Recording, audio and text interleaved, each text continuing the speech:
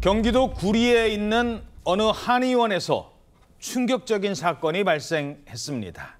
40대 간호조무사가 쉬는 시간에 이 동료들과 커피 한 잔 마셨는데 한 모금 정도 마셨는데 그 커피잔 안에는 누군가 치명적인 무언가를 몰래 넣어둔 상태였습니다.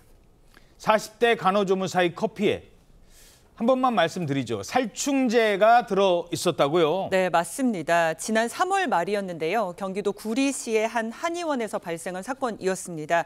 피해자는 이날 커피를 마시던 중에 맛이 이상한 것을 느끼고 멈췄다고 하는데요. 그런데 이후에 위장 장애가 있었고 또 불안 장애가 생겼다고 합니다.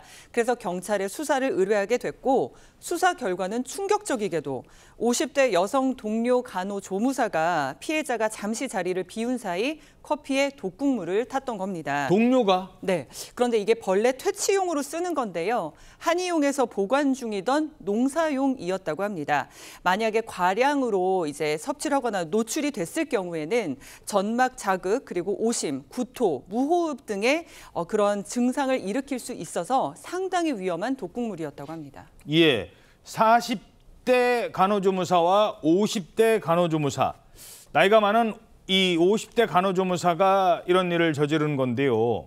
동료 간호조무사 커피에다가 왜 그런 거예요? 이 50대 간호조무사는 경찰 조사에서 피해자가 평소에 나를 일방적으로 그 업무를 가르치려 하고 핀잔을 줘서 불만이 생겼다. 나이도 어린데? 그렇습니다. 그래 뭐 나이 얘기를 했는지는 모르겠습니다만 어쨌든 그렇게 불만이 생겨서 범행했다라는 취지로 진술했다고 합니다. 그러면서 또 뭐라고 그랬냐면 피해자가 배탈이 나게 하려고 생수병 뚜껑에 독국물을 따라서 커피에 탔다라고 주장했다고 하는데 이거 무슨 뜻이냐면 피해자를 살해할 의도는 없었다. 배탈이 나게 하려고 했던 것이다. 그렇게 주장을 했다는 건데 그리고 또 피해자가 수령을 거부했지만 2천만 원을 공탁하기도 했습니다. 그러니까 평소 나한테 이래라 저래라 하는 게 얄미워서 배탈이나 나라. 글쎄요. 법원은 어떤 판결을 내렸을까요? 그런데 놀랍게도 살인미수 혐의에 대해서는 무죄가 선고됐다고요? 그렇습니다. 가끔 이렇게 살인미수가 인정이 되지 않고 특수상해 혐의만 인정되는 사례가 있습니다.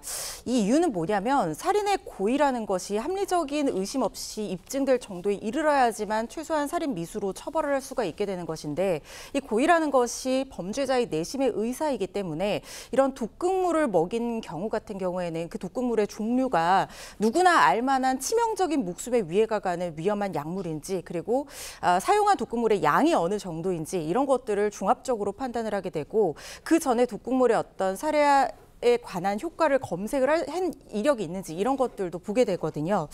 그런데 이 사건에서 50대 간호조무사는 가해자가 독극물의 효과를 검색한 것이 확인이 되지 않았고 범행에 사용된 독극물의 종류와 양이 실제 사람이 사망에 이를 수 있는지도 알 수 없었기 때문에 살인의 의도가 있었다고 단정하기 어렵다는 이유로 살인 미수 혐의에 대해서는 무죄가 선고가 됐고요. 대신에 피해자에게 위장장애와 불안장애 등의 상해를 입힌 것을 인정을 해서 특수상해 혐의가 인정돼서 징역 2년 실형이 선고가 됐거든요. 범행 수법과 동기, 내용, 피고인 피해자와의 관계 등을 고려하면 죄질이 좋지 않았고 피해자의 용서를 받지도 못하고 처벌을 희망하고 있다고 이 재판부에서 양형 이유를 설명했습니다.